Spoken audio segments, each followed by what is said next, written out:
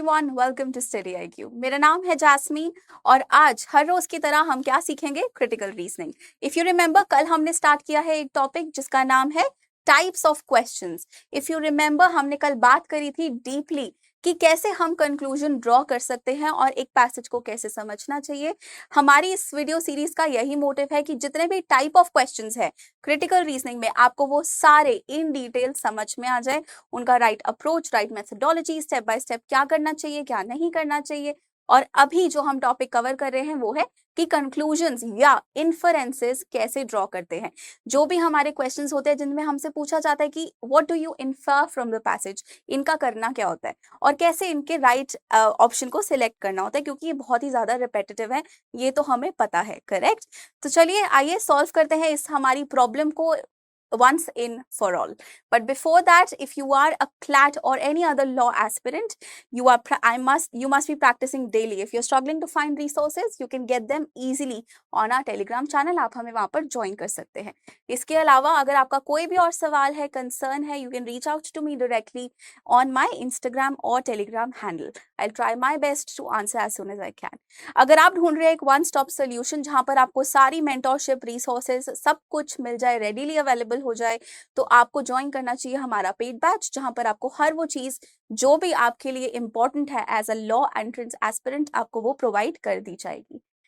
Now without further ado, let's hop on to the topic. आज हम, जैसा कि मैंने बताया, क्या सीखने वाले हैं कि इन्फरेंसेस कैसे ड्रॉ किए जाते हैं, कैसे हम अपने कंक्लूजन तक पहुंचते हैं। और कल की हमारी इस क्लास में, हमारे पार्ट 1 में हमने क्या सीखा था कि हमें पैसेज को पढ़ना कैसे होता है।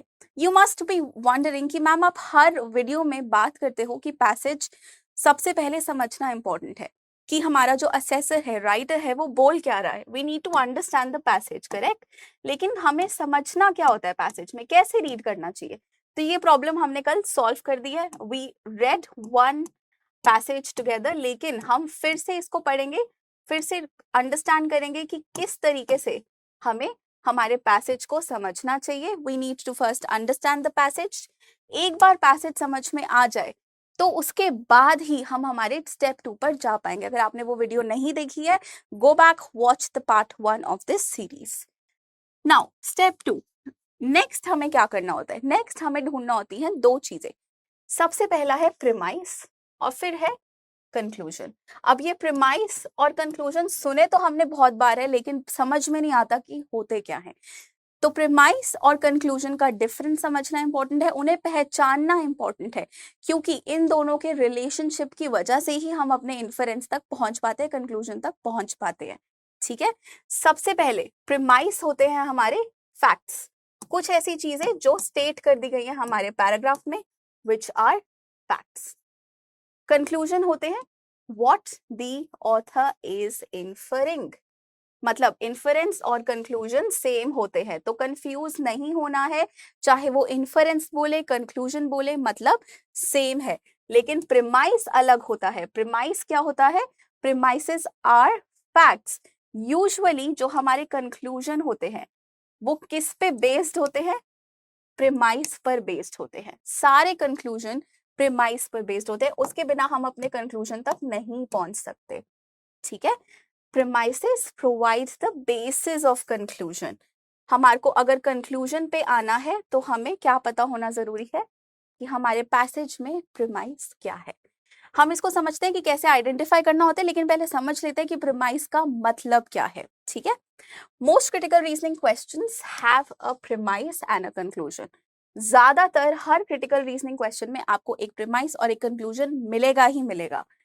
A premise is typically a true fact or a piece of evidence that is used to draw a conclusion. Very important. कोई भी ऐसा statement, कोई भी ऐसा fact, कोई भी ऐसा statement, कोई भी ऐसा fact, कोई भी ऐसा evidence जो हमारे typically हमारे को हमारे passage में state कर दिया गया है, जिसकी वजह से हम अपने कंक्लूजन तक पहुंच पाएंगे, उसको हम बोलते हैं प्रीमाइस। तो ये क्या होते हैं? ये एविडेंसेस होते हैं, ये फैक्ट्स होते हैं। कहाँ पे मिलते हैं? पैसेज में मिलते हैं।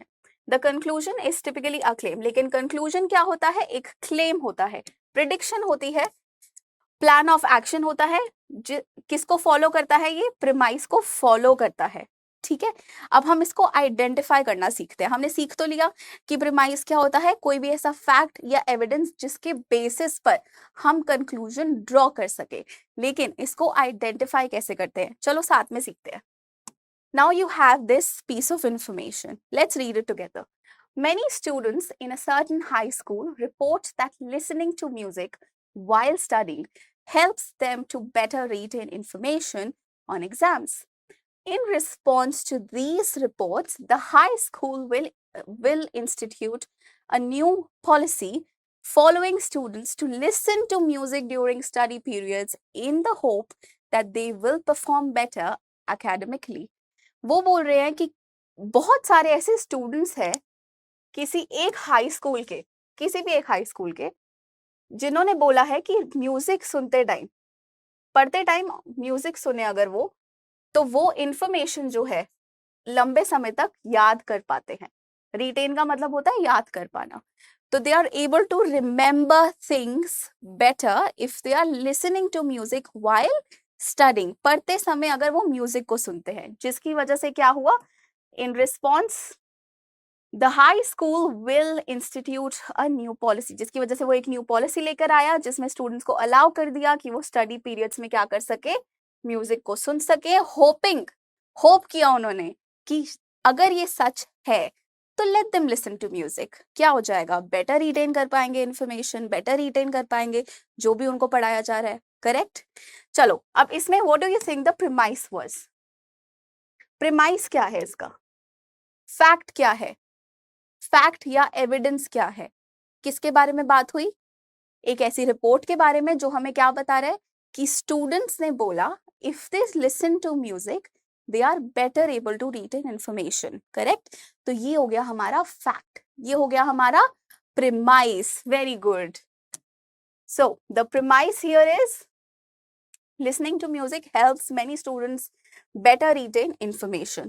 But अगर हमें इसके बेसिस पर कंक्लूजन निकालना हो तो क्या हम ये बोल सकते हैं allowing students to listen music during studying period will lead to better academic results?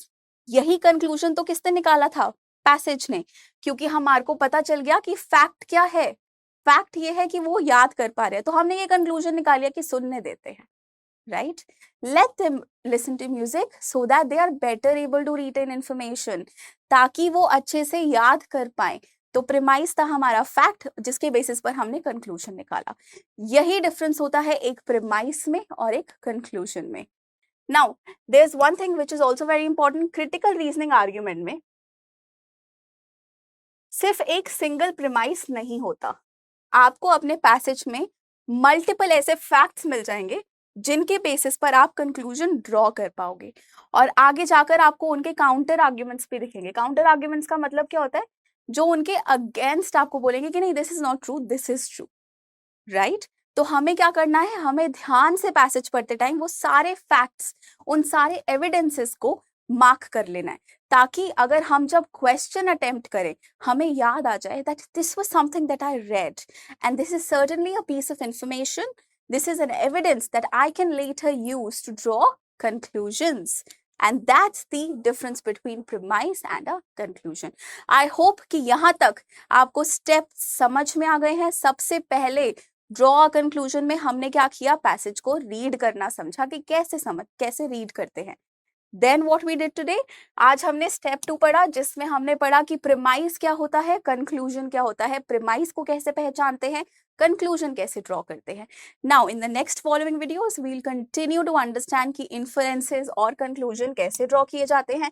In the mean time you can join us on Telegram to get all the latest updates and the free resources that I told you about at the beginning. और अगर आपको कोई भी question है तो आपको क्या करना है, you can reach out to me directly on my social media handles. और यहाँ पर आप मुझे मैसेज कर सकते हो। I'll try my best to reach out as soon as I can.